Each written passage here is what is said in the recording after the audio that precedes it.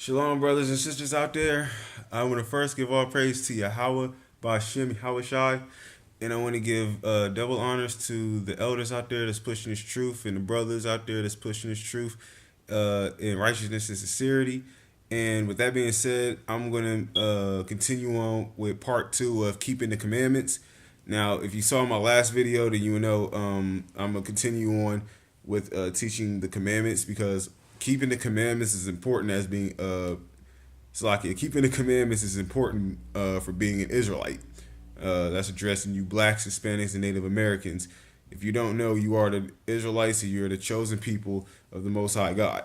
So keeping the commandments is the most important thing we as Israelites need to do in order to get into the kingdom of heaven before this world, especially America, comes to an end. So with that said, I'm gonna pick up from what I left off at. If you seen my last video, watch my other video, my keeping the commandments part 1, and then come back to this video, and then you can get up to date on what you're supposed to do in order to keep the commandments and what the commandments are, and doing that and so on. So picking up where I left off, this is the book of Exodus, chapter 20, verse 12, and it says, "Honor thy father and thy mother, that thy days may be long upon the land which the Lord thy giveth thee." In other words, as you know, if you want to live long on this earth, honor your mother and father, obey them, because if you do that, you'll live on this earth a lot longer, and you won't worry about being cursed and shot out in these streets like most other black men and Hispanics out in the world, because most of them sell drugs and do a lot of illegal stuff because they don't honor or listen to their parents, and that's part of the curses that befall one of our people. If you watch any of my other videos about the curses in the book of Deuteronomy, and that's one of the curses, us getting killed and dying in the streets. And one of those is because, like it says here, we don't honor our mother and father, and the commandment said we should do that. Continuing on, it says, verse 13, "Thou shalt not kill." Now, when it says "thou shalt not kill," a lot of people read that and they believe that it's a sin to kill. Not necessarily. If you do words and research, especially in translation with the Bible, the term "kill" it's not a sin to kill if you're doing self-defense to defend yourself and those you care for, but it is a sin to commit murder, and that's what the true definition of what it means here in the scriptures is. Really should be saying "thou shalt not murder." You look up the term murder, it means basically to kill someone or to murder someone out of hatred and revenge, and that's sinful in the Lord's eyes. So "thou shalt not murder." Verse 14, "Thou shalt not commit adultery."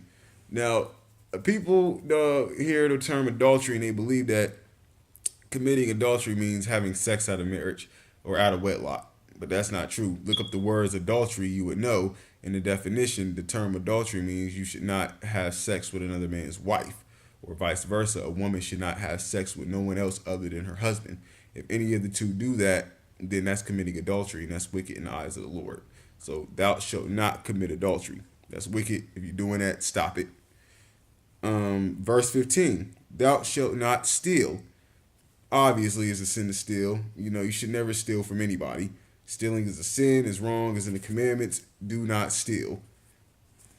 Verse 16 in the commandments, it says, "Thou shalt not bear false witness against thy neighbor."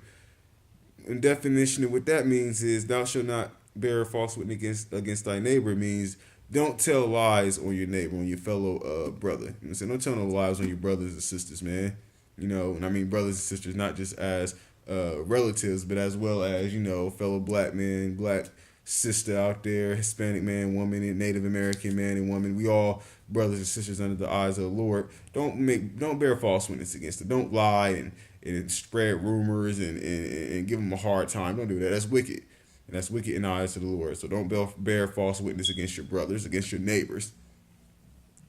Verse 17, "Thou shalt not covet thy brother, Salakia, thou shalt not covet thy neighbor's house. Thou shalt not covet thy neighbor's wife, nor his manservant, nor his maidservant, nor his ox, nor his ass, nor anything that is thy neighbor's." And what that means, uh, when it says thou shalt not covet thy neighbor's things, such as their wife or their manservant or maidservant or ox or ass or anything, what it means in that scripture, what the Lord is saying, don't covet thy neighbor's possessions.